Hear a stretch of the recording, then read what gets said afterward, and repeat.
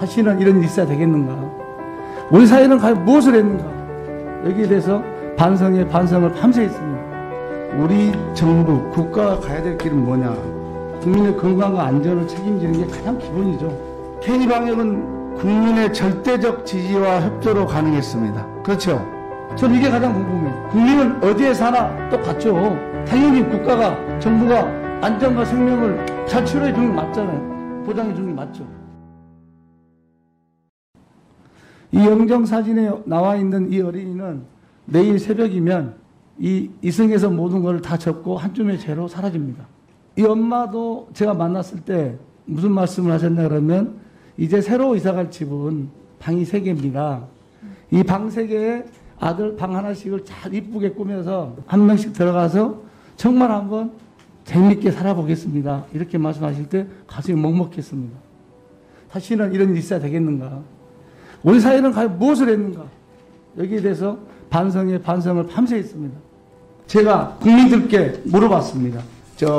주민 여러분, 문재인 케어로 보장성 강화로 도움 받으신 분이나 혜택을 받으신 분이 있으면 그냥 오지 마시고 영수증을 좀 들고 오시라 했더니 저희 의원실로 수많은 사람이 영수증을 들고 왔는데 제가 들고 올 만큼만 들고 왔습니다.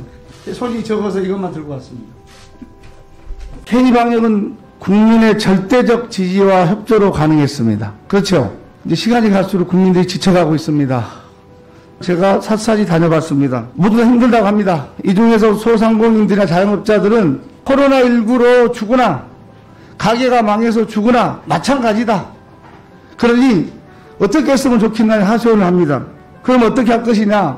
현실에 맞는, 현실을 감안한 여기에 경제 활성화와 함께하는 방향으로 이제 K방역을 한 단계 업그레이드 할 때가 됐다. 아픈 어르신들이 배 타고 차 타고 몇 시간씩 무트로 나가서 치료를 받고 있는 게 우리의 의료 현실입니다. 얼마 전 의료계에서 진료 거부와 동맹유업을 했었습니다. 그때 의료인들이 하시는 말씀이 의사 부족하지 않다. 지역 의사들 필요 없다. 이렇게 말씀하셨습니다.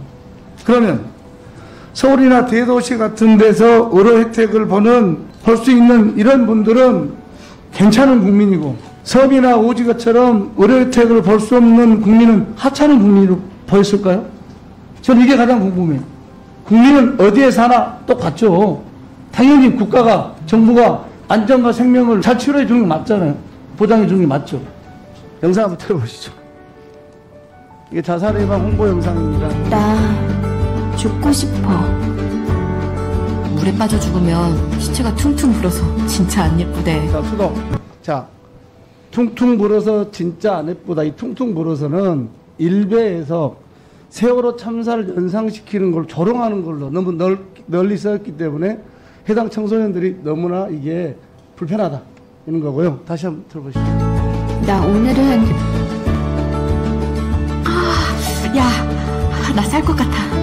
빨리 자, 저 표현도 청소년들이 성적 표현의 비속어로 쓰고 있다고 그래요. 그래서 성적 언어가 연상된다. 이런 이 잘못된 문제가 있다고, 즉 청소년들의 도움이 되는 게 아니라 청소년들을 상처를 주거나 불편해하는 이런 영상을 한 예주업체에서 계속 만든다는 거예요.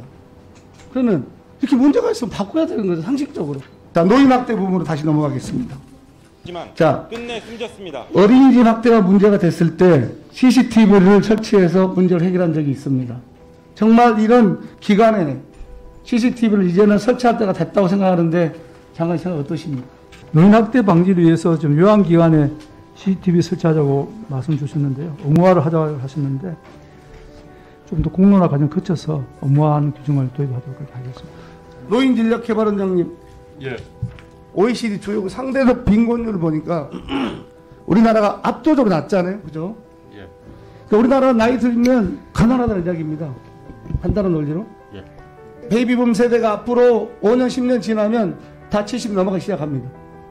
지금도 800만이 넘는 어르신 일자리 갖고 고민이 많은데 정말 앞으로 이거 어떻게 할 거냐. 저는 노인인력개발원에서 이런 부분에 있어서 지금부터 철저히 대비하지 않으면 우리나라는 어르신 일자리 문제 때문에 정말 어렵다. 대우복지재단이라고 들어보셨죠? 예. 비영리 법인 대우재단. 예. 복지재단은 글자 그대로 비영리 재단입니다. 근데 복지재단까지 투기하는 나라는 정말 불행한 나라죠. 네. 이 대우재단은 비영리 복지재단인데 기획부동산업체도 아니고 떴다방도 아닙니다. 간단한 논리로. 이런 복지재단이 목적의 사업을 한 부분에 대해서는 원칙대로 처리해야 된다고 생각합니다. 장관님 말씀해 주시죠. 예. 그 비영리 법인인 복지재단이 부동산 투기를 했다는 것은 그것도 용납될 수 없다고 생각합니다. 여론 역시 싸늘합니다. 네. 왜 그럴까? 자, 의대생들이 국시를 거부하고 동맹휴학이 들어간 게 8월 18일입니다. 이때 우리나라는 수도권을 중심으로 코로나 확진자가 급증합니다. 우리 국민들은 긴 장마에 폭염에 코로나 확진까지 겹쳐서 피눈물 날 때 의대생들이 국시를 거부하고 동맹휴학을 시작한 겁니다. 네. 자, 이러니 국민들이 이걸 잊었을까요? 인터넷 댓글이 무지무지하게 달립니다. 자, 제가 하나 읽어드릴게요. 국민의 생명을 볼모로 국가의 질서를 흔들며 단체 행동을 했을 때는 그만한 책임도 져야 한다는 것을 전교 1등들이 몰랐겠느냐. 자, 히포크라테스도 아닌 초등학생도 웃을 일이다. 저희가 인천 화재 사건을 계기로 TF를 만들어서 여러 가지 조사도 해보고 했습니다. 첫째는 아동 보호 전문기관의 대면 모니터링 같은 게 법원에서 원래 1회 정도 하는데 이거 많이 늘려야 되겠더라고요. 또 법원 판결이 날 때까지 3개월 정도의 기간이 있습니다. 이 기간 안에 이게 일어난 일이거든요. 또 가정법원이 문제입니다.